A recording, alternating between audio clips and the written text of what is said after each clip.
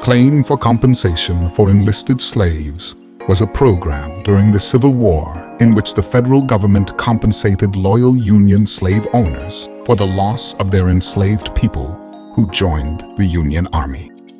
This program aimed to acknowledge the loss of labor and incentivize enlistment among the enslaved population to support the Union's military needs. Enslaved men who joined the Union Army became part of the United States colored troops.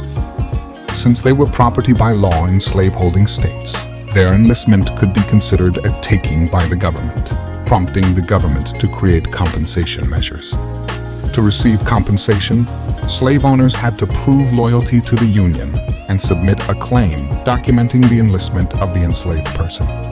The government offered $300 per enlistment, regardless of the individual's age, skill level, or ability. Generally, young adult men between ages 18 and 45 were targeted for enlistment. In some cases, boys as young as 16 were accepted. This amount was often lower than the enslaved person's market value. If an enslaved soldier died in service, the owner was still eligible to receive the $300. Many abolitionists and newly freed individuals saw it as a contradiction that the Union would continue compensating former slave owners rather than directly supporting freedmen and their families.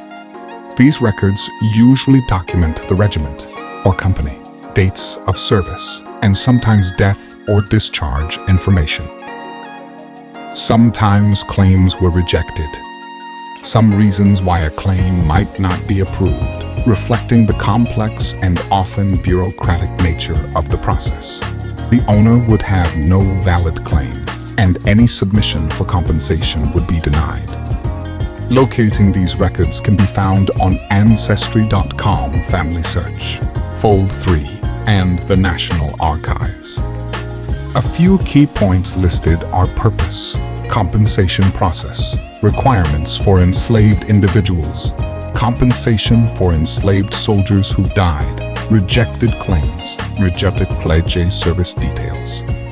The Index of Slave Compensation, Claims by Former Slave Owners, is a historical record documenting claims filed by former slave owners seeking financial compensation for the loss of enslaved individuals due to emancipation.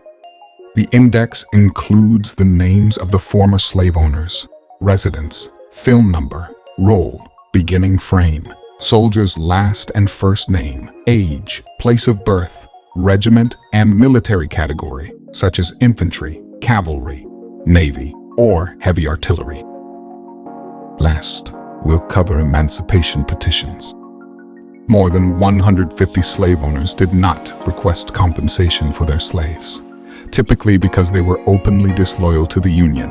They lived in Maryland while their slaves lived in the District of Columbia, or their slaves were fugitives living in Washington. At Lincoln's urging, on June 12, 1862, Congress approved a supplemental act that allowed all of those slaves to file petitions for their own freedom.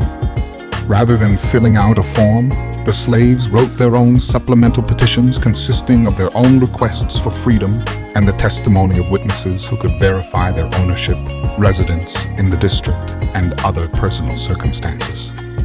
Under the Compensated Emancipation Act, all slaves in the District of Columbia were free immediately. Slave owners had 90 days to submit a petition, which consisted of a pre-printed form requesting compensation for their slaves. The petitions, which were written by the slave owners, identified each slave, provided a personal description, including the slave's age, size, complexion, health, and qualifications, and presented an estimated value of the slave for purposes of compensation. Many of the slave owners provided additional information, including the slave's family relationships, personal histories, and occupational skills.